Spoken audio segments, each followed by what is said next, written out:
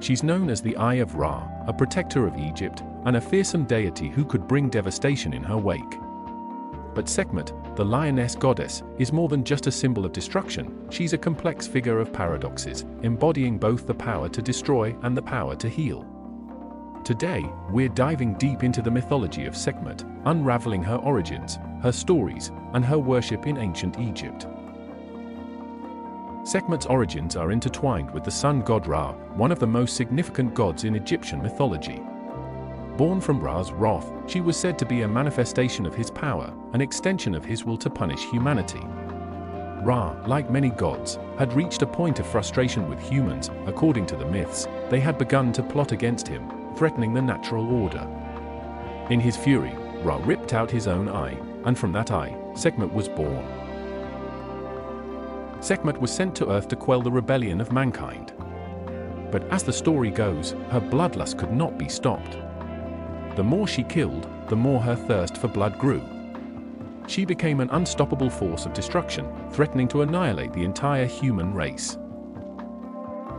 But who were her divine relatives? Sekhmet's parentage ties her directly to Ra, making her part of the Ennead, the 9 gods of Heliopolis. She is often associated with Atha, the goddess of love and motherhood, and is sometimes considered her darker counterpart. In fact, in some myths, Sekhmet is Atha in her most enraged form, a transformation brought about by Ra's need for vengeance. Imagine the gentle Atha, the goddess of beauty, suddenly morphing into a lioness whose only desire is destruction. Sekhmet's duality, being both a destroyer and a protector, is central to understanding her complex nature. Though she was born in rage, she was also a motherly figure, closely linked with protection and healing. Her nature was twofold. As terrifying as she was also revered for her role in safeguarding the pharaohs and Egypt itself. Iconographically, Sekhmet is unmistakable. In almost all depictions, she is portrayed as a woman with the head of a lioness, one of the most fearsome creatures in the wild.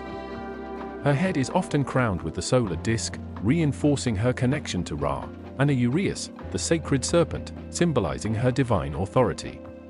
Sometimes, she holds an ankh, the symbol of life, in one hand and a scepter in the other, indicating her dominion over both life and death.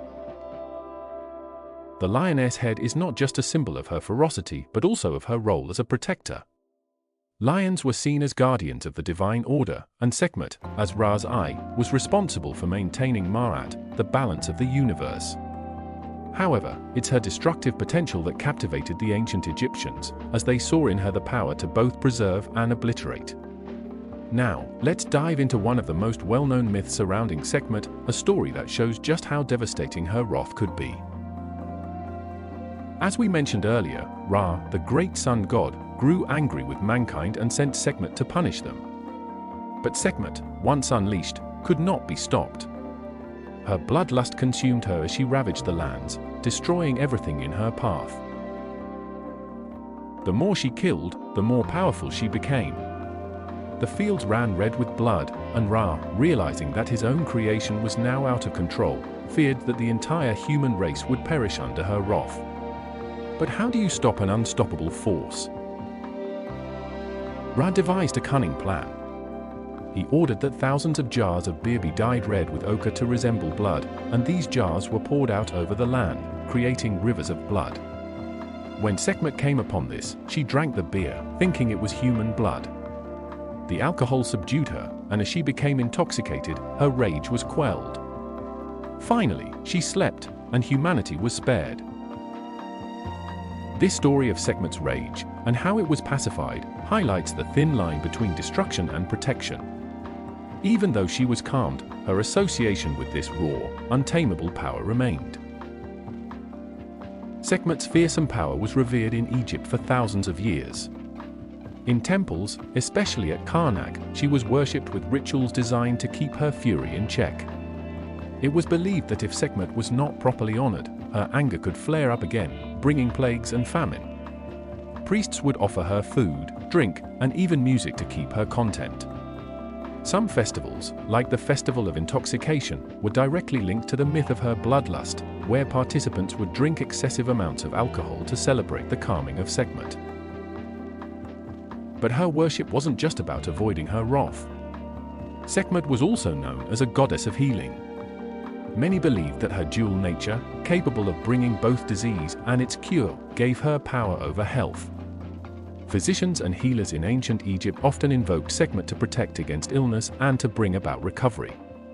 Some even say that she ruled over the Egyptian doctors, known as the priests of Sekhmet. Sekhmet's mythology is rich, and some lesser-known stories about her shed even more light on her character. One such tale tells of her role in defending Ra's solar bark as it traveled through the underworld each night.